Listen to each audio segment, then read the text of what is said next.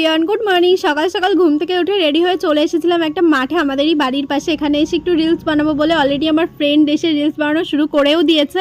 আর আমরা এখানে ভিডিও করছিলাম দেখে ঠাকুমা আমাদের সাথে একটু কথা বলতে আসে যে আমাকে একটু ফোনে কীর্তন ধরিয়ে দে, তো আমরা দিলাম। আর তারপরে ওনার সাথে প্রচণ্ড অনেক কথা বলি আমরা। আর ওনার কাছ থেকে জানতে পারি যে উনি এই দুপুরবেলাতে এখানে আসে আর সেই সন্ধ্যাবেলায় বাড়ি যায়, মানে দুপুর 12টা-1টার দিকে চলে আসে, সন্ধ্যা 6টার দিকে উনি বাড়ি যায়। তো ওনার সাথে অনেকক্ষণ গল্প করি। উনি বলছিল যে উনি ওই কোনায় একটা জায়গায় বসে থেকে দেখে যেখানে এক একজন আসে, প্রেম করে, আবার চলে যায়। তো উনি বলছিল যে আমার সেই ছোটোবেলায় বেঁচে দাঁড়াও, তোমাদেরও একটু ওনার কথা শোনাই আমি। থেকে দেখো এখানে এসে প্রেম করছে। ওই যে কাগজ রয়েছে না, হ্যাঁ, ওমকে দেখি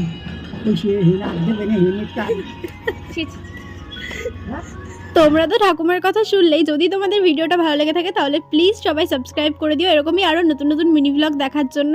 তো আজকের ভিডিওটা এই পর্যন্তই, চলো বাই।